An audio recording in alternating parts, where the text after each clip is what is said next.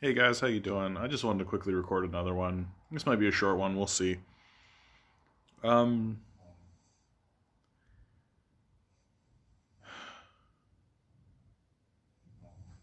Geez, how do I even start this?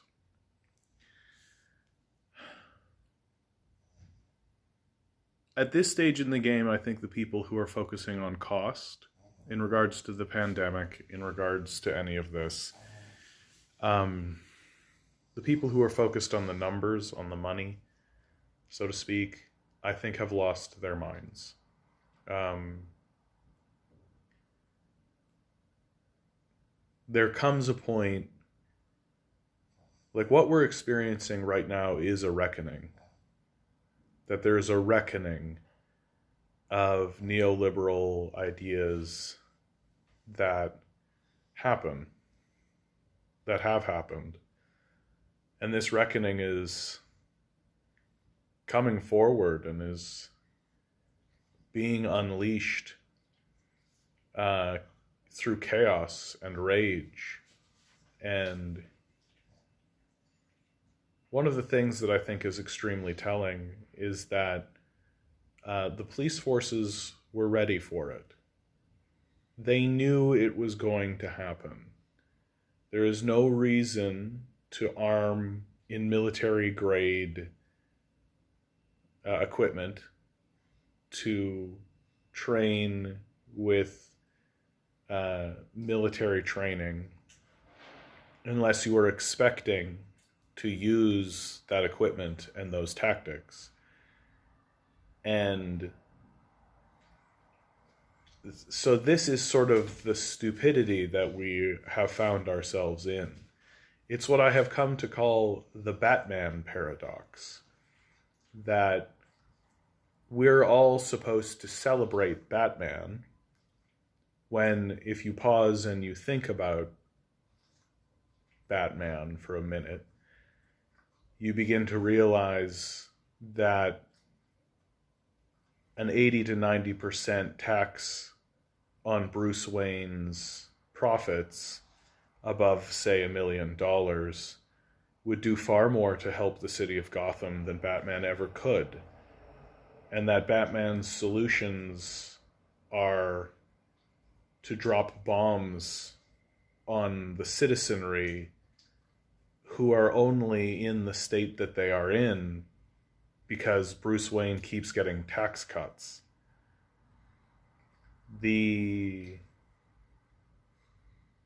And it's extremely telling that, like, there are places in the United States where you can't get clean drinking water.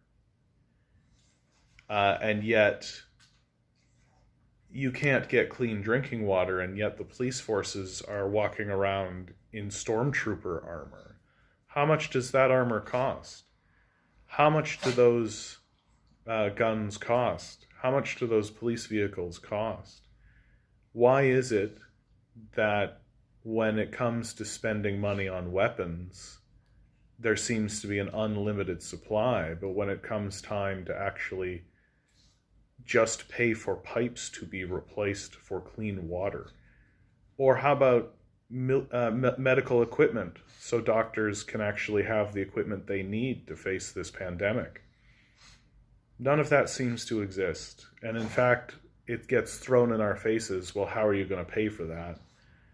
And that's a pathetic, borderline sociopathic dismissal at this point that I don't think anyone needs to take seriously or should take seriously any longer. Literally, the answer to that question, how are you going to pay for it, is we decide to. Just as we've decided to arm the police, just as we've decided to fund this self-conflagration that we're all witnessing. Oh, my little guy, here he is. He'll literally be asleep and sitting soundly. Yes, I know. The second I start recording, that's when he needs to get involved. And what he wants is just peanut butter. So I will happily pause for a minute. We'll have a little peanut butter break, and I'll get him a little peanut butter. There you go, buddy. He's a fiend. what can we say? So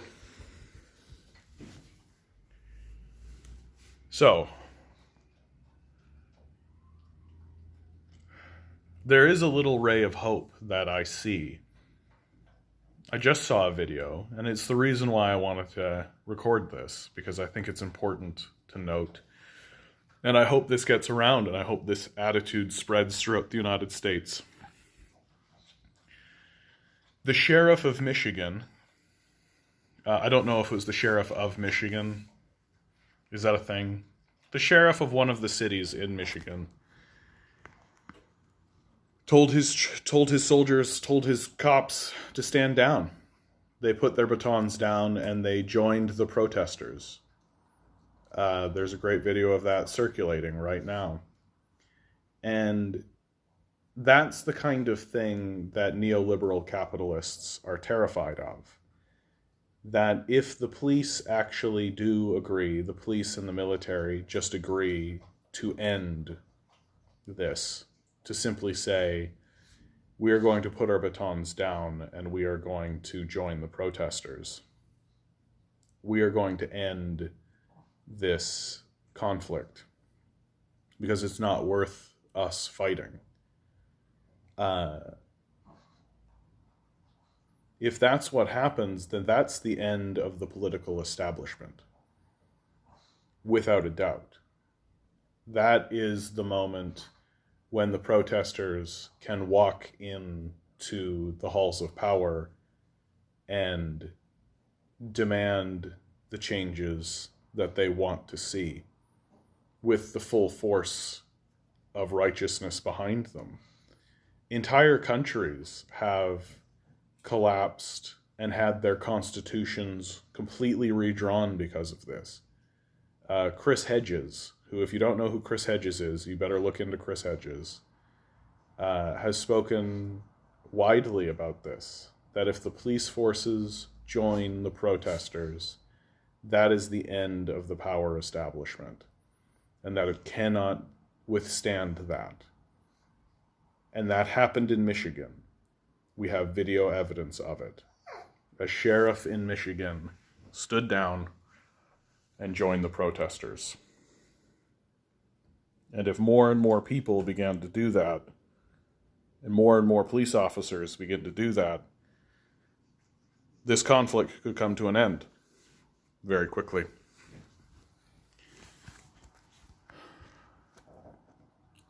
I'm not that hopeful. I do think that police officers will...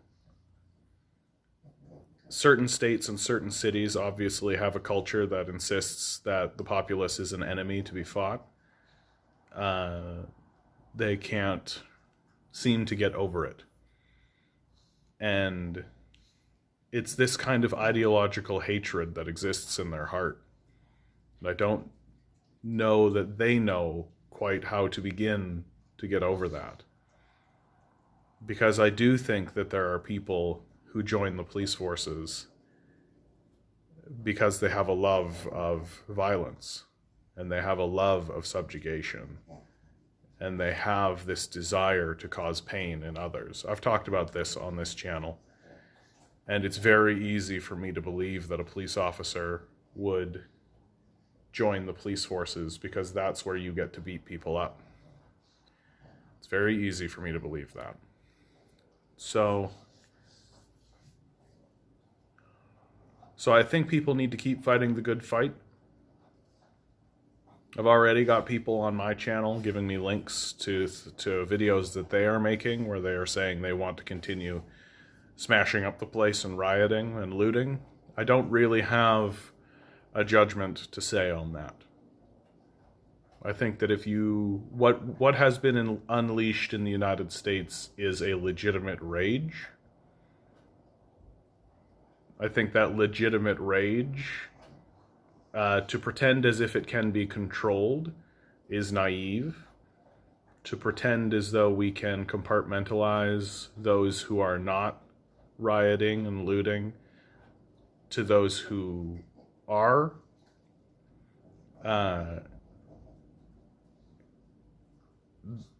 they are a singular force. And some people will not commit acts of violence, and some people will not riot. But many people will. And the honest to God's truth is that if the neoliberal establishment didn't want people to destroy their property, then they shouldn't be fucking up so badly. But the neoliberal establishment doesn't understand exactly how badly it's fucked up. It's not there yet. It hasn't fully grasped the extent to which it's completely betrayed its own citizens. It hasn't grasped onto the idea that if you're a neoliberal capitalist, you're a villain. And not a small villain, not like a henchman, like a high-level villain. You are causing pain to others actively. You're interested in causing pain to others actively. You're not at all the hero of this narrative. That when the history books are written, you will come out looking like some of the worst leaders and the worst people who have existed in American history.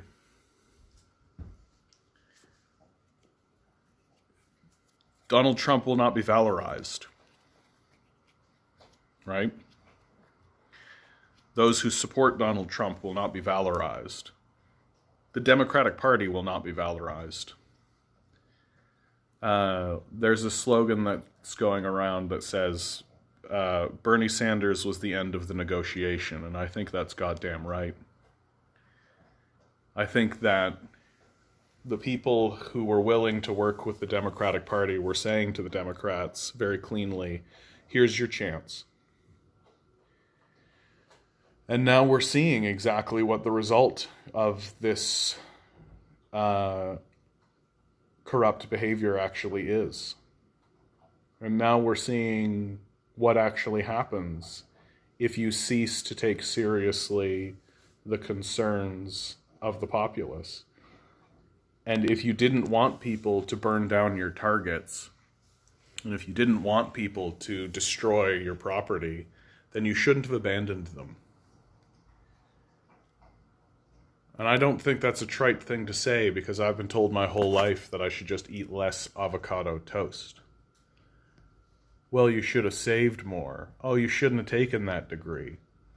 Well, you shouldn't have abandoned most of your citizenry to neoliberal sociopaths. If you didn't want people to burn down your shit, maybe you shouldn't have abandoned them. And I think that that's fundamentally true. So I think it's right to go out and protest and to demand change and to change hearts and minds culturally, but I'm not going to lay any judgment at the feet of people who destroy the property of the neoliberal capitalists in the process. And if the neoliberal capitalists want it to stop, then they should stop acting like sociopaths. And I think that's the long and short of it. Because they've made it very easy for us to justify the destruction of their property. They've made it very easy for us to look at that and say, we're not taking an individual's property, we are destroying a war machine that is built to decimate us. That every single piece of property that we destroy, every single scrap that gets taken away from the neoliberals, is a scrap that is not being used to crush the people into the earth. So I don't hold it against the looters and the rioters. Because whether or not we like it, we're in the middle of a civil war. And in World War II, our boys over there looted the hell out of that place. You go watch Band of Brothers, right? They looted the hell out of that place. And they had no moral compunction against doing it.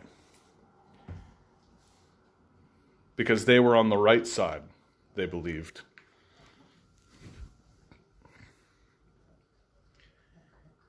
Well, the rioters and the looters are on the right side.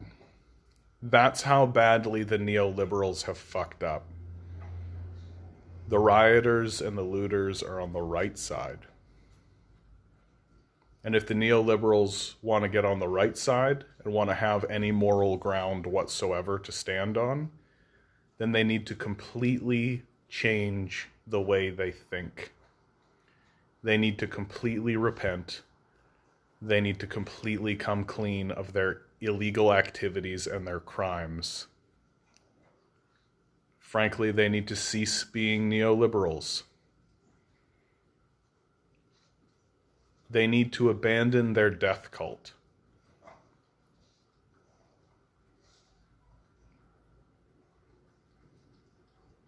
Until then, we'll be smashing your shit.